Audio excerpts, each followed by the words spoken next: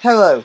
Well, this was sent to me by a subscriber who was amused by the grammatical lapses.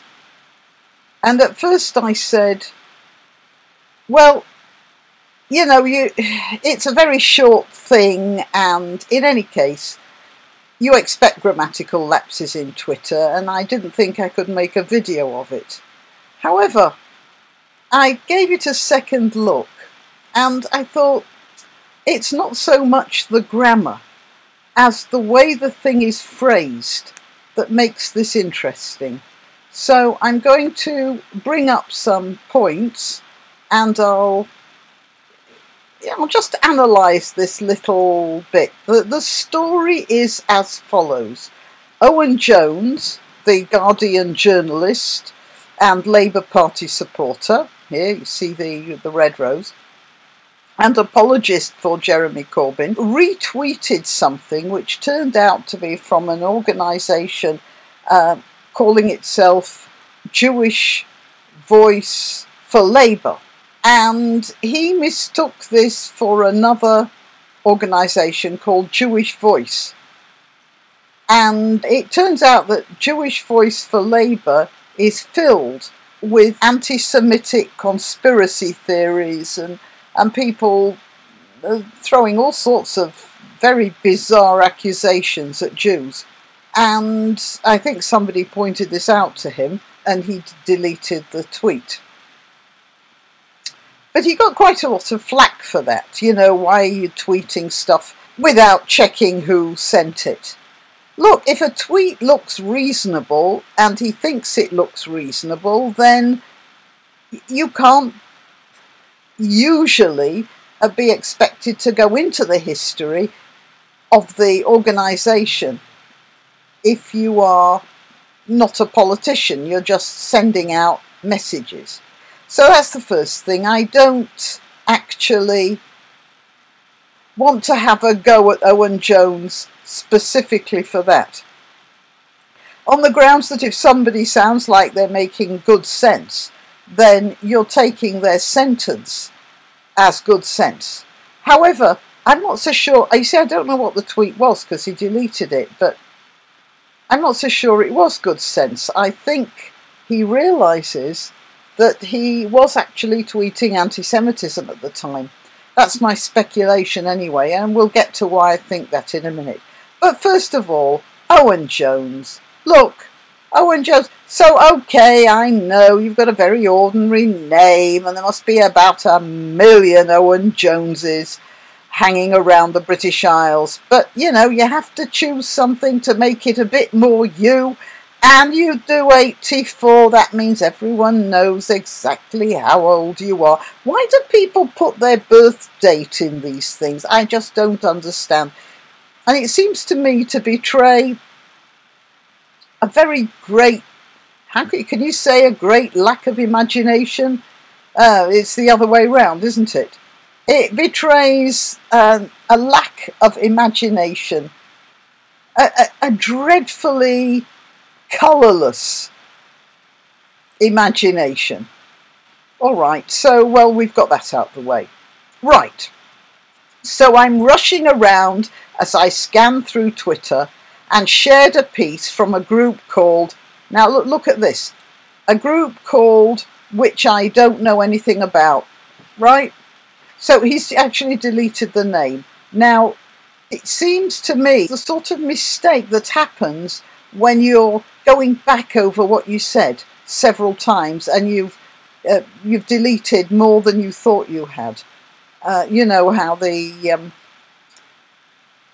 cursor will pick up more than one word or section of a word. And that's what's happened here by the looks of things.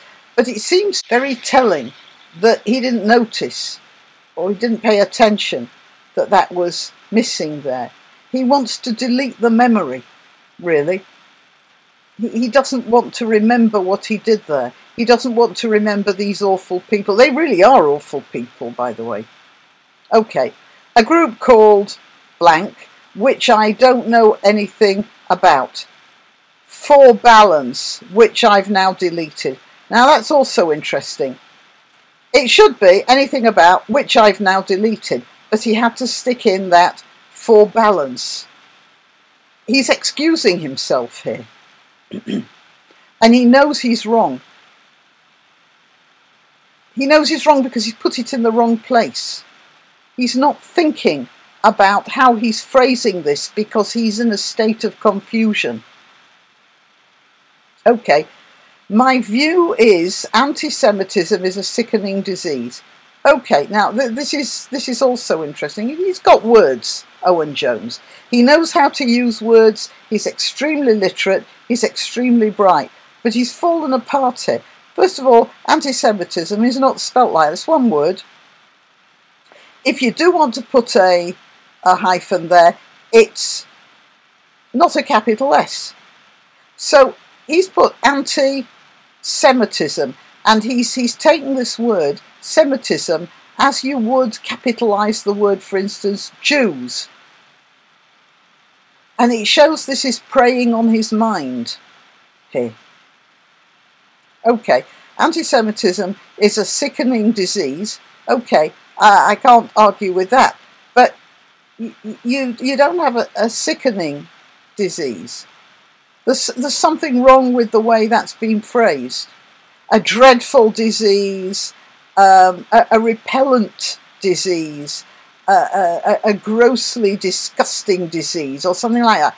But sickening is the wrong way round, because sickening is capable of being taken to mean a disease which sickens you. Well, it's a disease already, so that's totally unnecessary. So he's trying to think of a word that shows just how vile he thinks anti-Semitism is, and he got the wrong word.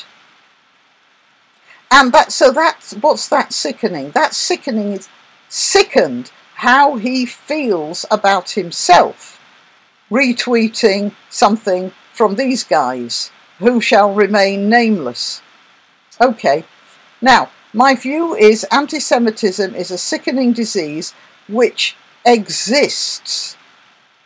What do you mean, exists? It's a disease, so it exists.